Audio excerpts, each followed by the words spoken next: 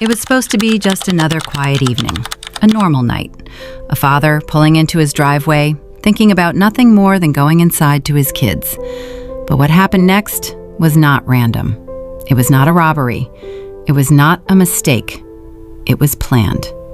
Because as Liam Smith stepped out of his van that night in Shevington, someone was already waiting, hidden, prepared, and ready to kill. Within moments, a gunshot shattered the silence. Then something even more horrifying followed. This wasn't just murder. This was personal. And as investigators would soon discover, the person responsible wasn't a stranger. It was someone who knew him, someone who had been close to him, someone who had been living a double life. This is the story of betrayal, of obsession, and of a crime so disturbing it left an entire community asking, how well do we really know the people we love? To understand the crime, you have to understand the man. Liam Smith wasn't just another name in a headline. He was a father, a businessman, a man who had built his life from nothing. At 38 years old, Liam had already lived multiple lives. He had served in the military, disciplined, dependable, respected, the kind of man who showed up early and stayed late, who understood duty not as a word, but as a way of life. When you serve, you learn something most people never do, that the person beside you is everything, that loyalty isn't just a concept, it's a contract.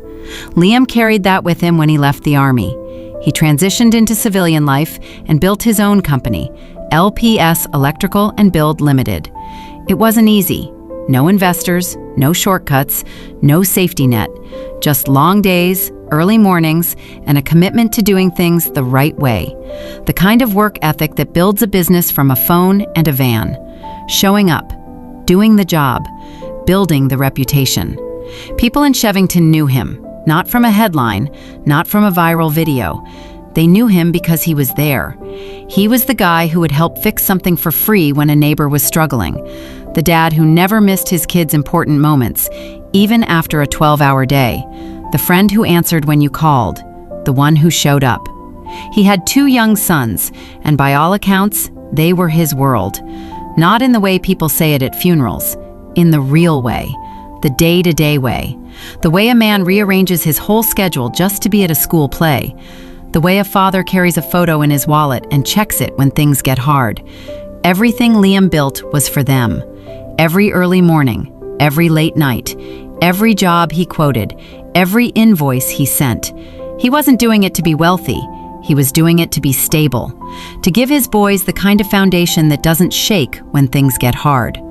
But like many people rebuilding their lives, Liam had also started something new in his personal life. A new relationship, a new chapter. And that chapter would change everything. Her name was Rachel Fulstow.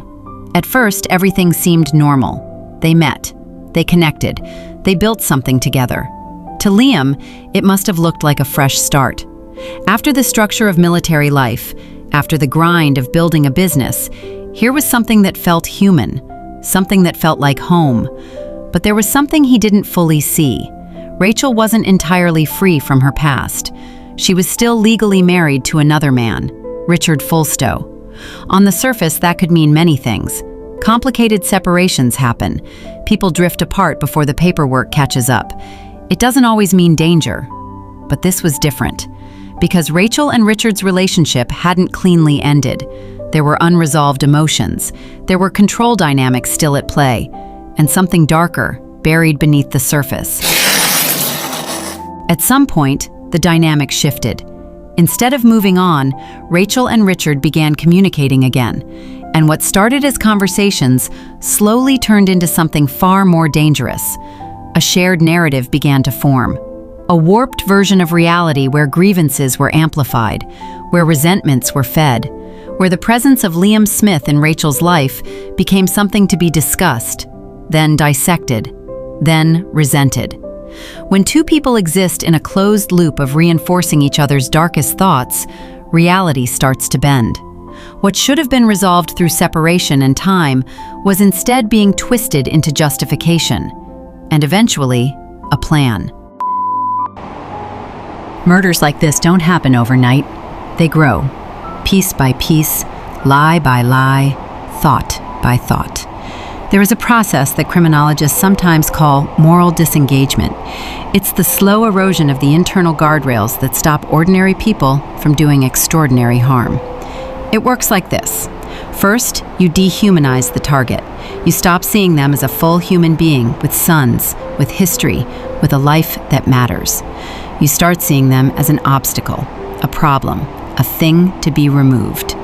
Second, you find someone to validate that view. And when two people confirm each other's distorted reality, the distortion stops feeling like distortion. It starts feeling like truth. That is what investigators would later uncover had happened here. Rachel and Richard had built a shared world in which Liam was the enemy, in which removing him was not just permissible, but necessary. This wasn't a crime of passion. There were messages exchanged over time, plans that were discussed, adjusted, and confirmed, timing that was considered carefully, and a decision, made in cold blood, that a man's life was worth less than their convenience. Richard wasn't acting alone, and Rachel wasn't innocent. They were partners, not in the traditional sense of the word, but in the darkest possible sense. Together, they had constructed a reality in which murder made sense. And the most chilling part? To the outside world, none of this was visible.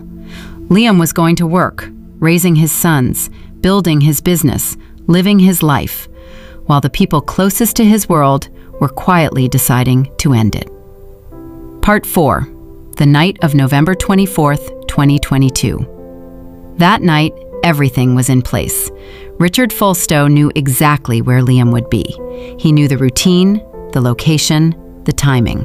Because this wasn't guesswork. This was intelligence, gathered through proximity, gathered through Rachel. The kind of information that only comes from someone on the inside.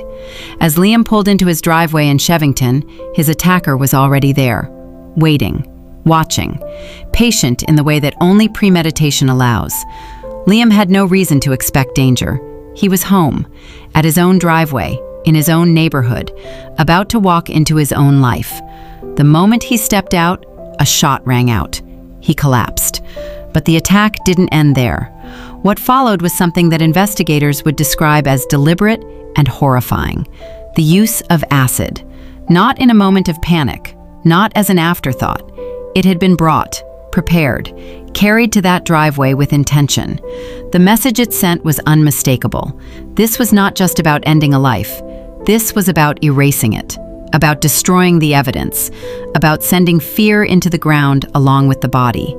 It was brutality layered with calculation, and it revealed something important about the mind behind it.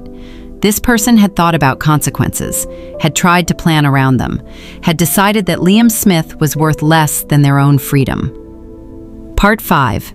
The investigation. When police arrived at the scene, it was immediately clear.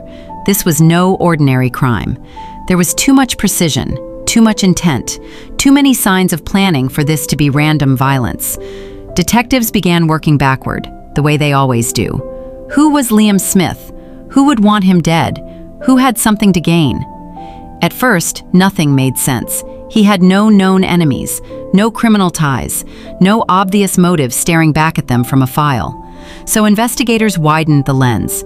They looked at his personal life, his relationships, the people who were closest to him, and the people who resented that closeness. And that's when the picture started to develop. Phone records told a story, messages told a different one. And when you laid them side by side, the story they told together was devastating. Movements tracked, timing confirmed, coordination established. At the center of it all, two names. Rachel Fulstow, Richard Fulstow. The deeper investigators looked, the clearer it became. This was not a lone wolf crime. This was a conspiracy, built quietly, executed coldly. And but for the persistence of detectives who refused to accept the surface story, it might never have been fully unraveled. As evidence mounted, the story began to collapse. Lies have a weight to them. They require maintenance. They require consistency. And when investigators are pulling threads from multiple directions at once, the fabric doesn't hold. Rachel's involvement became undeniable. Richard's role as the attacker became clear. The planning, the coordination, the execution, all of it pointed to the same conclusion. They had done this together. A relationship built on secrecy and resentment had metastasized into a partnership in murder. Richard Fulstow was convicted of murder. Rachel Fulstow was convicted of manslaughter. The sentencing reflected the court's view of their respective roles, but both were held accountable for what had been done. Justice was finally served. But here is the thing about justice in cases like this. It arrives too late. It cannot give those two boys their father back. It cannot undo the moment on that driveway. It cannot restore what was taken from a community that trusted in the safety of an ordinary evening. A verdict is not the same as justice. It is only the closest thing we have. Liam Smith deserved more. He deserved to watch his sons grow up, to see them graduate, to meet their partners, to become the kind of grandfather who tells embarrassing stories at dinner. He deserved the ordinary life he had worked so hard to build. But the story of Liam Smith isn't just about what was taken from him. It's about who he was, a man who served his country, who built something from nothing, who loved his sons with everything he had, who was known in his community not for anything dramatic, but for showing up. That is the thing that gets lost in true crime coverage. The victim becomes secondary to the crime. The details of the attack overshadow the details of the life. So let's be clear about something. The most important thing about this story is not how Liam died. It is how he lived. And maybe the most disturbing lesson buried in all of this is one that none of us want to sit with for too long. The danger didn't come from the outside. It came from within his own life, from someone he trusted, from someone who had access, from someone who smiled at him and planned his death in the same breath. We want to believe that we can see danger coming, that evil announces itself, that the people in our lives who smile at us are exactly who they appear to be. But sometimes they're not. And the most haunting question this case leaves behind isn't who did it. We know who did it. The haunting question is, how many people right now are living their lives completely unaware of what the person beside them is capable of? That's what makes this case stay with you, not the details, the feeling. The feeling that ordinary evenings are not always as safe as they look. If this story made you stop and think, if it stayed with you the way it stayed with me, take one moment right now. Hit the like so more people can hear Liam's story, because it deserves to be heard. Subscribe for more real, powerful true crime documentaries. Every night, we go deep on the cases that matter.